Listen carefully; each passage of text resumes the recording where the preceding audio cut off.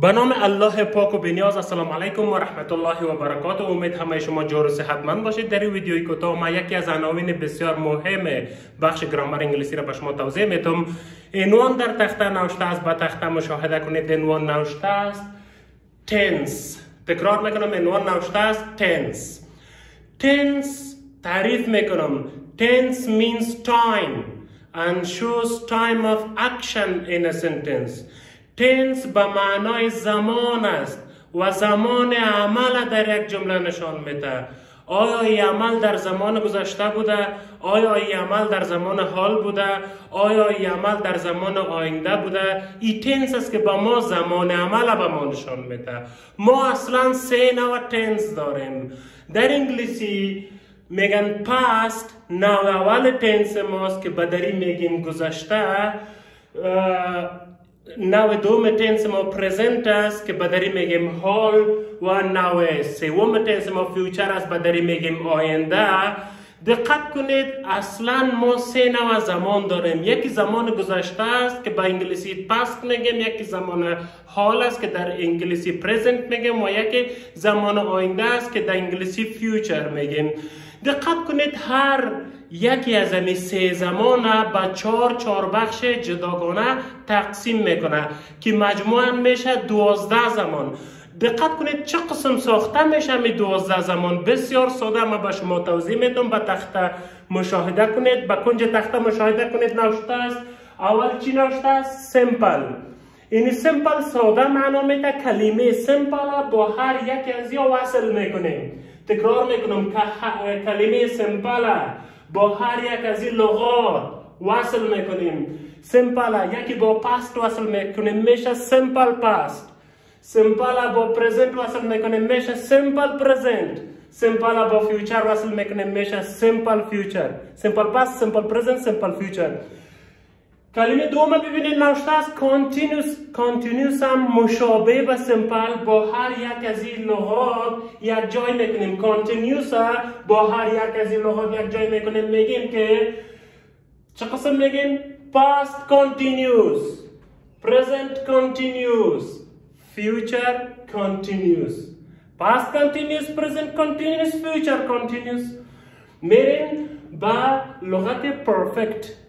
با تخته مشاهده کنید. نوشته است perfect. یعنی perfect با این سه تا لغت یک جای میکنیم. چه قسم میشه؟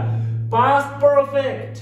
یعنی کلمه perfect، کلمه perfect یک جای کردیم با past perfect، present perfect، future perfect.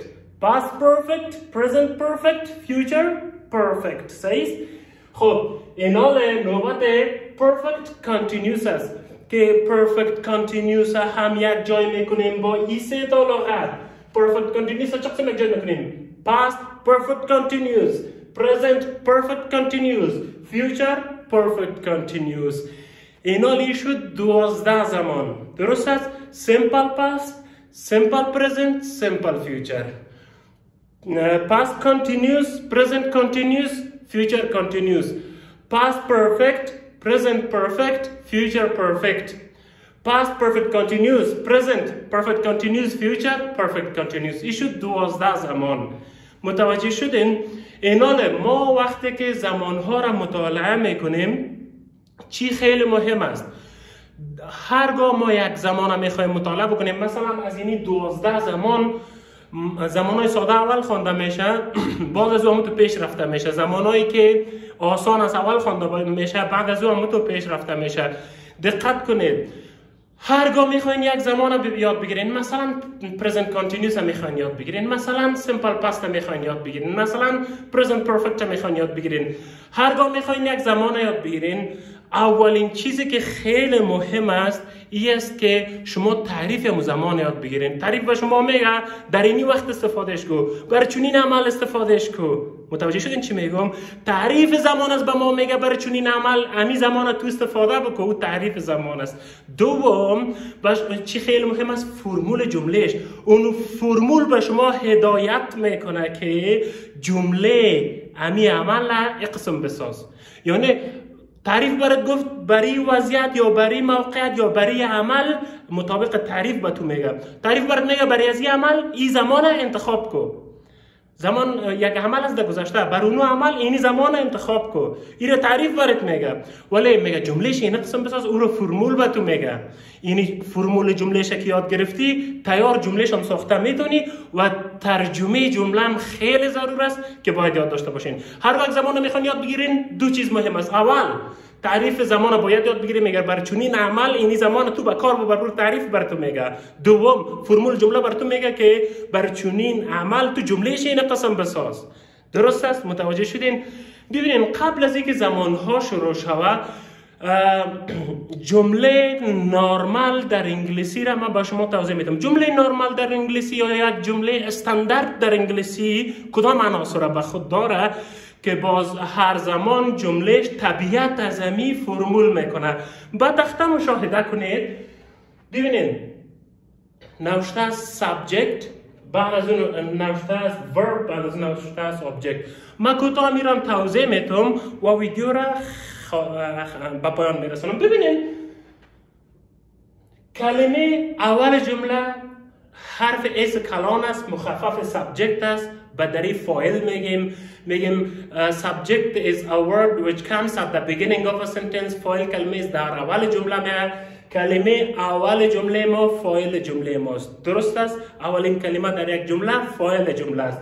خب فاعل انجام دهنده فعل جمله است. خوب دقت کنید، فاعل انجام دهنده فعل جمله است و بعد از فاعل به ترتیب حرف وی آمده. وی مخفف verb است. این verb به دری چی ترجمه میشه؟ فعل. تعریف میکنم verb shows action in a sentence. فعل عمل در یک جمله نشان میده. درست است؟ و این فاعل انجام دهنده همی عمل است. فاعل انجام دهنده همی فعل است. و جای فعل در کجاست؟ بعد از فاعل. در انگلیسی جای فعل بعد از فاعل میاد. متوجه شدین؟ فاعل هم شناختین. بعد از فاعل چی ببخشید؟ فعل هم شناختین. اول چی بود؟ فاعل، بعد از چی بود؟ فعل. فعل هم شناختین. میریم سر مفعول. مفعول چی است؟ میگیم گیرنده فعل جمله را به نام مفعول یاد میکنه، یا میگیم که فعل جمله وارد میشه بالای مفعول. دقت داریم؟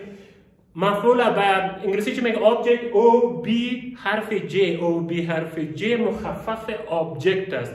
اینا شما یک جمله استاندارد کدام عناصر در خود داره شما باید بفهمین. یک جمله استاندارد در انگلیسی کدام عناصر در خود داره؟ اول فاعل داره، کلمه اول جمله است. به ترتیب دوم فعل داره، بعد از فاعل جایش است.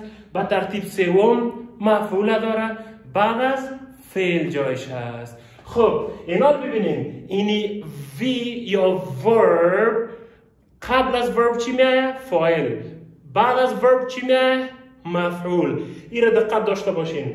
ما وقتی که زمانها را مطالعه میکنیم، اینی فاعل و مفعول که قبل از فعل و بعد از فعل هستن، جایشون فیکس هستن، تغییرات برشان نمیاد.